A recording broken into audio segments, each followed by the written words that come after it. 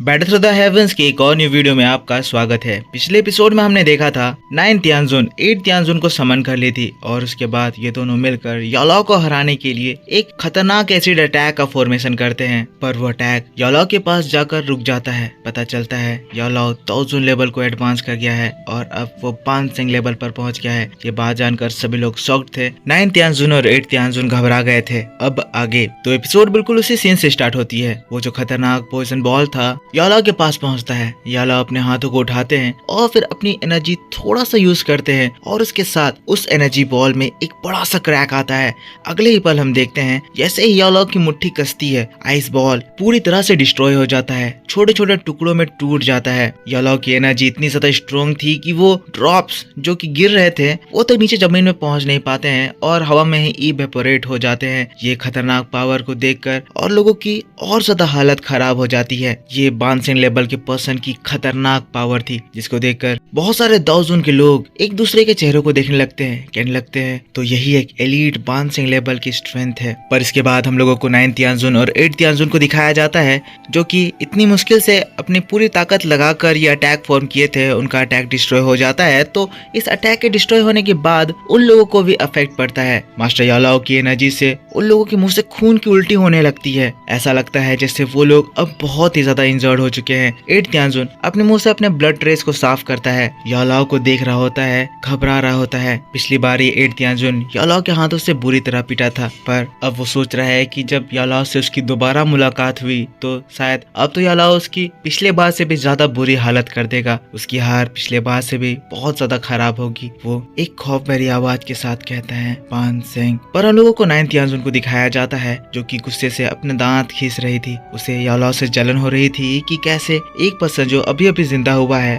वो इस fusion process में ब्रेक थ्रू कर गया है। ये सब कुछ शोयन की वजह से हो रहा है। शोयन ने इतना बढ़िया फ्यूजन करा कि मास्टर यालाओ की स्ट्रेंथ ब्रेक थ्रू कर गई। 9 तियानजुन कह रही है यालाओ बानसेंग लेवल यानी कि हाफ दाओसेंग पहुंच चुका है और इसी वजह से अगर हमारी स्ट्रेंथ को मिला भी दे तो हम लोग उसे हरा नहीं पाएंगे। उन दोनों की स्ट्रेंथ दाओजुन के पीक स्टार के पर्सन को हराने के लिए ठीक थी, पर बानसेंग इस लेवल के बीच में बहुत ही बड़ा गैप था। इसीलिए 9 तियानजुन घबराते हुए चिल्लाती है 8 चलो यहाँ से भागते हैं। 8 तियानजुन जो कि पूरी तरह से शॉक्ड था, यालाओ को देख रहा था, वो भी ये बात सुनकर एक गहरी सांस लेता है। वो पूरी तरह से शॉक्ड था, अच्छे से मूव नहीं कर पा रहा था। तो 9 तियानजुन फिर से उसे बताती है क्या तुम पागल हो गए हो, हमें यहाँ से तुरंत भागना होगा। ये अभी बानसेंग लेवल पर एडवांस कर गया है। अगर हम लोग एक साथ मिल भी जाए तो हम लोग इसका बाल भी बांका नहीं कर सकते हैं। हम लोग इसके कंपैरिजन में कुछ नहीं है। अगर तुम्हें अपनी जान नहीं गंवानी है तो चलो यहाँ से भागते हैं, पर अगर तुम यहाँ रुकोगे तो मैं तुम्हारा साथ बिल्कुल भी नहीं दूंगी।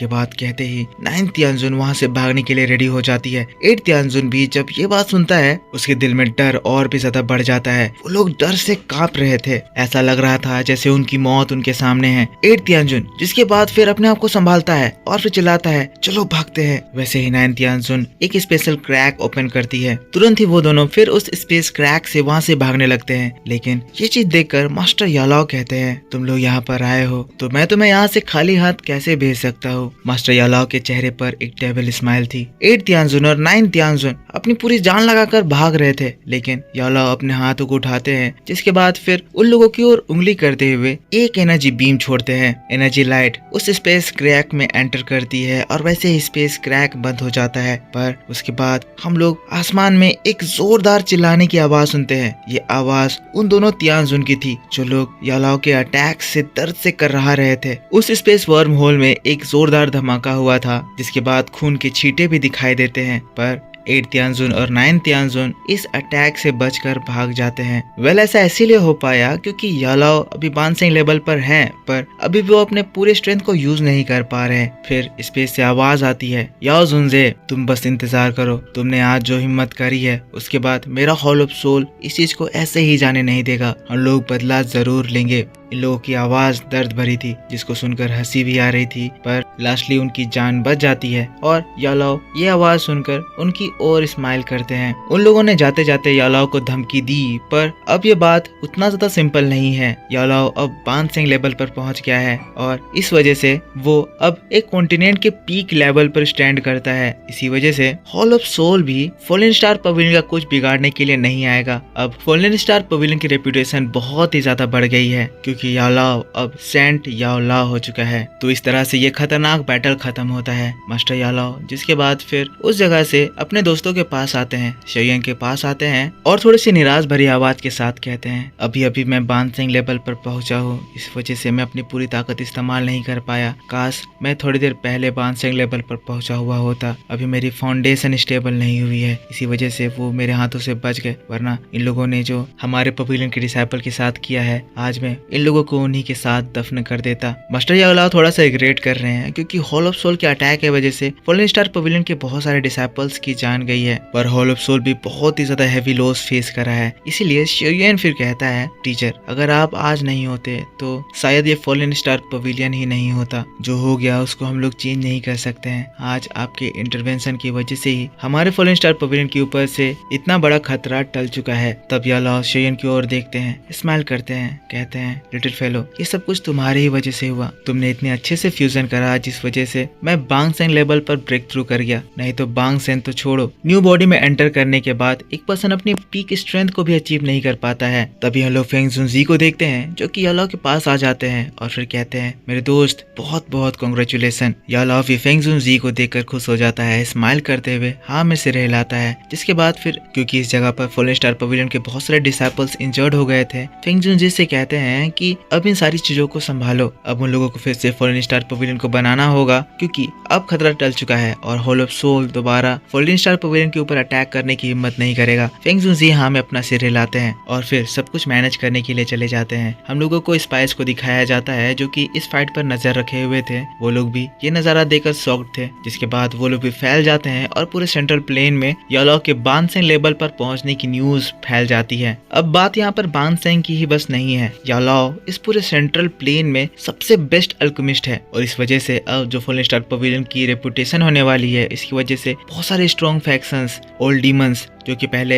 फॉलन स्टार पवेलियन के दोस्त थे, हॉल ऑफ सोल की वजह से वो सामने नहीं आ रहे थे, अब वो खुद फॉलन स्टार पवेलियन के पास आएंगे। फेंग जुनजी ये सारी बातें कहते हैं। याओलाओ हम अपना सिर हिलाते हैं। फिर सीन यहाँ से शिफ्ट हो जाता है। अब कुछ दिन बीत गए हैं तो फॉलन स्टार पवेलियन उस अटैक से रिकवर कर रहा है। ये उस अटैक के बाद का तीसरा दिन है। जैसा कि मैंने बताया था कि न्यूज पूरे सेंट्रल प्लेन में फैल गई है, तो अब बहुत सारे strong factions, sects fallen star pavilion में दोस्ती का हाथ बढ़ाने के लिए आ रहे हैं और फिर से एक बार फॉलन स्टार पवेलियन की रौनक लौट आई है। पर इस बिजी माहौल के बाद हम लोगों को हमारे हीरो शेयन को दिखाया जाता है जो कि हमेशा की तरह अपनी ट्रेनिंग में लगा हुआ है। बात यह है कि जैसे ही हॉल ऑफ सोल वहां से लौटी थी तो शेयन फॉलन स्टार पवेलियन के ही एक स्टोन टावर में आकर फिर अपनी कल्टीवेशन करने में लग गया था। असल में शेयन ने ये जो नजारा देखा कि हॉल ऑफ सोल के लोग कितने ज्यादा पावरफुल हैं, तो उसे अपनी स्ट्रेंथ बढ़ाने की बहुत ज्यादा जरूरत थी। भले ही शेयन के पास अब फॉलन स्टार पवेलियन का सपोर्ट है, पर हर बात के लिए तो शेयन फॉलन स्टार पवेलियन का हेल्प नहीं ले सकता है और ये अपनी इस कल्टीवेशन लेवल पर शांत भी नहीं रह सकता है। उसे और भी ज्यादा ताकतवर होना होगा ताकि वो एक दिन गॉड बन सके। शेयन स्टोन प्लेटफॉर्म में बैठा हुआ था। जिसके बाद उसकी आंखें खुलती है तो वो देखता है कि उसके सामने मास्टर याओलाओ आए हुए हैं। स्माइल करता है। याओलाओ कहते हैं लिटिल गाय